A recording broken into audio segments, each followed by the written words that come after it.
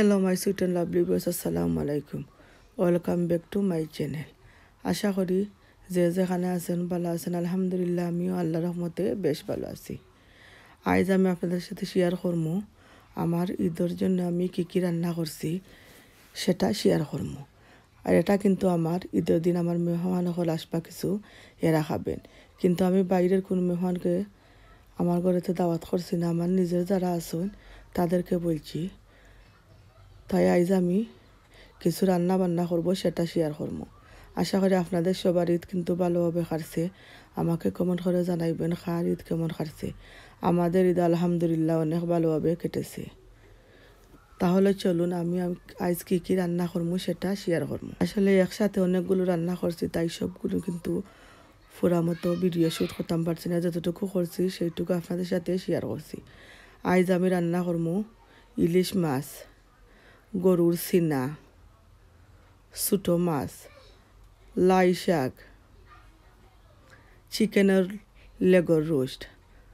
আপনারা টাইটেল দেখে অবশ্যই বুঝতে পারছেন। তাহলে চলুন, এখানে দেখতে পারা প্রায় 3 কেজির মতো শুধু খালি গরুর সিনা, এটাকে আমি আজ বোনা করব। এখানে 4 কেজির মতো চিকেনের লেগ, এটাকে আমি বেজে নিয়েছি। এটা দিয়ে আমি চিকেনের রোস্ট করব। আর এখানে দেখরা আমি ইলিশ মাছ দিয়ে কচুমুখি রান্না করব। আর এখানে কিন্তু 1 কেজির উপরে একটা ইলিশ মাছ। আর এখানে নিচে আমি ছোটো মাছ। আর এখানে দেখরা আমি কয়েকটা টমেটোর আমি ব্লেন্ডার করে পিউরি করে নিয়েছি। আর এখানেও দেখরা রসুন কুচি, আদা কুচি, আর এখানেও সব রকমের গরম মশলা। এখানে আমার পেঁয়াজ কুচি, লাল শাককে আমি ছোটো ছোটো টুকরো করে কেটে নিয়েছি। প্রথমে আমি রান্নাটা বসাচ্ছি গরুর সিনা।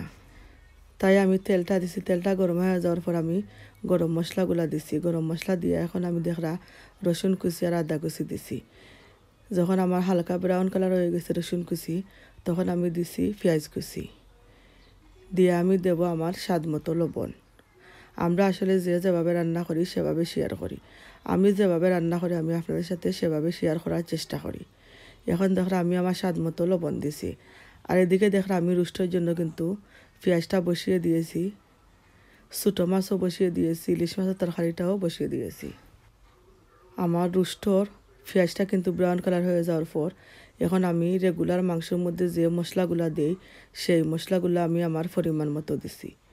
কারণ এখানে আমি নিচ্ছি 1.5 চামচের মতো মরচুর গুঁড়া, 2 চামচ কারি পাউডার, 1 চামচ হলদের গুঁড়া, 1 চামচ ধনিয়া গুঁড়া, 1 চামচ চিকেনের রোস্টর মশলা, 1 চামচ নিচ্ছি আমি পাঁচফোড়নের মশলা দিয়ে এটাকে আমি ভালোভাবে কষিয়ে নেব। এদিকে দেখতে পারা আমার মাংসের পেঁয়াজটা যখন ব্রাউন কালার হয়ে গেছে তখন আমি মাংসগুলা দিলাইছি। দিয়ে এখন আমি দেখলাম সব রকমের মশলা দেব। এখানে আমি নিচ্ছি 2 চামচ মরচুর গুঁড়া, 1 চামচ হলদের গুঁড়া, কারি পাউডার, পাঁচফোড়ন, গোলমরিচের গুঁড়া, মাংসের যে একটা মশলা আছে সেই মশলা দিয়ে এখন আমি ভালোভাবে নাড়াচাড়া করার পর এদিকে দেখলাম রোস্টের মশলাটা যখন আমি 5 থেকে 6 মিনিট কষিয়ে নিয়েছি তখন আমি দিলাম টমেটোর পিউরি। রোস্টের মধ্যে দেবো অর্ধেক, আর অর্ধেক দেবো আমি গরুর মাংসের মধ্যে। এর জন্য কিন্তু আমার এই মাংস তরকারিগুলো খেতে কিন্তু অনেক টেস্টি হয়েছে। এখন দেখলাম আমি অর্ধেকগুলো কিন্তু গরুর মাংসের মধ্যে দিয়েছি।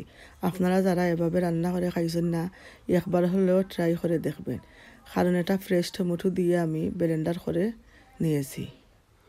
আমার গরুর যত মেহমান এসেছেন তারা খেয়েছেন, তারা বলছেন কিন্তু অনেক মজা হয়েছে গরুর মাংস তরকারিটা। সবগুলো তরকারি মাশাআল্লাহ অনেক মজা হয়েছে। কারণ ইলিশ মাছের মধ্যে কিন্তু অনেক টেস্ট ছিল। এদিকে দেখতে পারা আমার ইলিশ মাছের পেঁয়াজটা কিন্তু ব্রাউন কালার হয়ে যাওয়ার পর এখানে আমি নিচ্ছি 1.5 চামচ মরচুর গুঁড়া, 1 চামচ হলদের গুঁড়া, 1 চামচ ধনিয়া গুঁড়া। আমি মাছের মধ্যে কিন্তু আমি মাংসের কোনো মশলা ইউজ করি না, কারণ আমি জিরা গুঁড়ো দিই না, আমার কাছে ভালো লাগে না। মনে করা যায় যে এগুলো হচ্ছে মাংসের মশলা। এদিকে দেখরা আমার গরুর মাংস থেকে কিন্তু অনেক পানি বের হয়েছে। আর এই মাংসটা খেতে কিন্তু অনেক টেস্টি হয়েছে। এটা শুধু কিন্তু গরুর সিনা, কারণ আমি যখন সপ্তাহে কিনে আনছি আমি গরুর সিনা দেখে শুধু কিনে আনি, কারণ আমার কাছে সিনাগুলো অনেক ভালো লাগে। আর সব থেকে বেশি গরুর মাংস সিনা কিন্তু আমার হাজব্যান্ড পছন্দ করেন, তাই আমি সব সময় সফর গেলে কিন্তু আমি গরুর সিনা দেখে কিনে আনি। এদিকে দেখরা আমার ইলিশ মাছের মশলাটা কিন্তু কষানো হয়ে গেছে, তাই এখন আমি পানি দিয়েছি, দিয়ে এটাকে আমি আরো 15 থেকে 20 মিনিট ভালো আসলে একসাথে অনেকগুলো রান্না করলে কিন্তু ভিডিও করা খুব কষ্ট হয়। আর তো এক হাতে রান্না করা সব কিছু পরিষ্কার করা অনেক কষ্ট লাগে। তারপরেও আপনাদের জন্য যতটুকু সম্ভব হয়েছে অতটুকু আমি ভিডিও করছি। এদিকে দেখরা আমার মাংস থেকে কিন্তু অনেক পানি বের হয়েছে। এখন দেখরা আমার রোস্টের মশলাটা কিন্তু কষানো হয়ে গেছে, তাই কিন্তু তেলটা উপরে চলে এসেছে। এটাকে আমি প্রায় আধা ঘন্টার মতো কষিয়ে নিয়েছি, কারণ রোস্টর মশলা, মাংসর মশলা, মাছের মশলা যত আপনি কষাবেন খাইতে কিন্তু স্বাদটা তত বেশি লাগে। এর জন্য আমি সব সময় রান্না করলে আমার মশলাগুলো কিন্তু আমি বেশ কিছুক্ষণ সময় নিয়ে কষিয়ে নেই। আমার কাছে মনে হয় রান্না যখন করছি তাহলে ভালোভাবে কষিয়ে নিলে কিন্তু খেতে অনেক ভালো লাগে।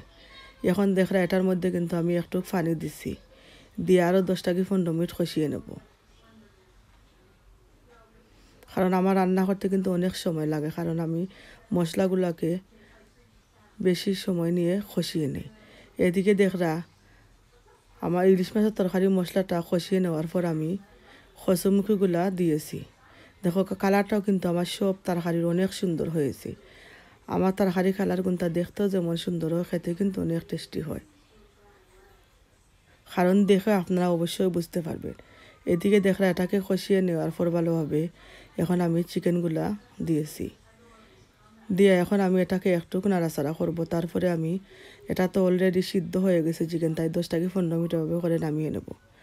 এদিকে দেখরা আমার মুখিগুলা কিন্তু সিদ্ধ হয়ে গেছে, তাই আমি মাছগুলা দিলাইরাম। জানি না আপনাদের কাছে কতটুকু ভালো লাগবে। ভালো লাগলে অবশ্যই একটা লাইক করবা, কমেন্ট করবা, ফ্রেন্ড অ্যান্ড ফ্যামিলির সাথে শেয়ার করবা। আর যারা যারা এখন আমার চ্যানেলটাকে সাবস্ক্রাইব করছে না, প্লিজ সাবস্ক্রাইব করে নিবা। এখন দেখলাম মাছটাকে কষিয়ে নিয়ে আমি পানি দিলাইছি। আমি আমার পরিমাণ মতো দিছি, কারণ ইলিশ মাছের মধ্যে একটু পানি বেশি হলে ভালো হয়, কারণ খেতে কিন্তু এই ঝুলটা দিয়ে কিন্তু ভাতটা পেট ভরে খাওয়া যায়। এখন দেখলা এটাকে আমি যখন বলকটা চলে এসেছে তখন আমি কিছু ধনিয়া পাতা কুচি দিছি। এদিকে আমার রোস্টটাও কিন্তু হয়ে গেছে, তাই আমি নামিয়ে নেব, কারণ আমি যখন রান্না করছি আমার উন্ডে মুখে কিন্তু রোদটা চলে এসেছে, তাই আপনারা দেখতে পারছেন রান্না করার সময় কিন্তু অনেক গরম ছিল। আমাদের ঈদের আগের দিন, ঈদের দিন কিন্তু অনেক গরম দিয়েছে, প্রায় বাংলাদেশের মতো গরম দিয়েছে। এই জন্য দেখরা কিন্তু বার থেকে রুদ্রটা চলে আসছে। আমার রোস্টটা কিন্তু হয়ে গেছে। আপনাদের কাছে আমার এই আজকুর ঈদ স্পেশাল রেসিপিগুলো কেমন লাগছে অবশ্যই কমেন্ট করে জানাইবেন, আর ভালো লাগলে আপনাদের ফ্রেন্ড ফ্যামিলির সাথে শেয়ার করবেন। আর আপনাদের ঈদগুলা কেমন কাটছে অবশ্যই কমেন্ট করে জানাইবেন, কারণ আমাদের বিদেশ বাড়ির ঈদ আর কি, আমরা তো কিছুই ভালো লাগে না, কারণ বাংলাদেশেতে কিন্তু অনেক এনজয় করা যায়। এখন দেখরা আমি লাল শাক ভাজিটাও কিন্তু বসিয়ে দিয়েছি, কারণ আমার 4টা কুকারের মধ্যে 4টা রান্না করেছি, তাই এখন একটা কুকারও রান্না হয়ে গেছে। তাই এখন আমি লাল শাক ভাজিটা রসুন কুচি দিয়ে আর পেঁয়াজ কুচি দিয়ে বসিয়ে দিয়েছি। এটা হতে কিন্তু আর বেশিক্ষণ সময় লাগে না, কারণ আমরা সবাই জানি। আর লাল শাক ভাজি কিন্তু আমার কাছে অনেক ভালো লাগে খেতে। এদিকে দেখরা আমারও গরুর মাংসের সিনাগুলাও কিন্তু ফ্রাই হয়ে গেছে, তেলটা উপরে চলে এসেছে, তাই এটাকে আমি আর 5 মিনিটের মতো রান্না করে পরে আমি নামিয়ে নেব। আসলে রান্না করতে কিন্তু অনেক কষ্ট। আমরা অনেকে মনে করি যে যেভাবে পারি রান্না করি, কিন্তু আমি কষ্ট হলেও রান্নাটা যাতে খেতে স্বাদ লাগে সেই জন্য আমি অনেক সময় নিয়ে রান্না করি। এদিকে দেখরা আমার লাল শাক থেকে কিন্তু অনেক পানি বের হয়েছে, আর রোদের জন্য, গরমের জন্য কিন্তু রাঁধতে অনেক কষ্ট হয়েছে, কারণ ঈদের আগের দিন কিন্তু অনেক গরম ছিল। তাই রোদটা দেখতে পারছেন জানলা থেকে বারবার বের হয়ে আসছে, আর ক্যামেরাটা কিন্তু ফ্ল্যাশ মারছে। দেখতে পারা এই লাল শাকের পানিগুলোকে কিন্তু শুকিয়ে নিতে হবে, তাই আমি এখন লাল শাকের পানিটাকে শুকিয়ে নেব। আর একসাথে কিন্তু অনেক কিছু রান্না করা অনেক কষ্ট, তারপরেও মেহমান হচ্ছে আমাদের ঘরের লক্ষ্মী, তাই এদেরকে আমার যতটুকু সম্ভব হয় আমি যে সময় পারি এ সময় আমার বাসাতে দাওয়াতে এনে খাওয়াই। এদিকে দেখরা আমি ইলিশ মাছের তরকারিটা কিন্তু হয়ে গেছে, আপনাদের কাছে কেমন লাগছে অবশ্যই কমেন্ট করে জানাইবেন। এদিকে দেখরা আমার চিকেনের রোস্টটা, এটাও কিন্তু অনেক টেস্ট হয়েছে। এখন দেখরা আমি কমলার বাকল দিয়ে কিন্তু ছোটো মাছটা রান্না করছি। এটা শ্যুটটা কিন্তু আমি বেশি করতাম পারছি না, তাই এখন আপনাদেরকে দেখিয়ে নিচ্ছি। এদিকে দেখরা কিন্তু আমার গরুর মাংস চিনেটা হয়ে গেছে। আবার আপনাদের সবাইকে জানাই ঈদ মুবারক। আপনারা সবাই আমার ভিডিওটা দেখে লাইক করবেন, কমেন্ট করবেন, ফ্রেন্ড অ্যান্ড ফ্যামিলির সাথে শেয়ার করবেন। যে যেখানে আছেন ভালো থাকেন, সুস্থ থাকেন, আর প্লিজ আমার ফুল ভিডিওটা দেখার চেষ্টা করবেন। সবাই ভালো থাকুন, সুস্থ থাকুন। আজকের মতো এখানে বিদায় নিচ্ছি। আল্লাহ হাফিজ, আসসালামু আলাইকুম।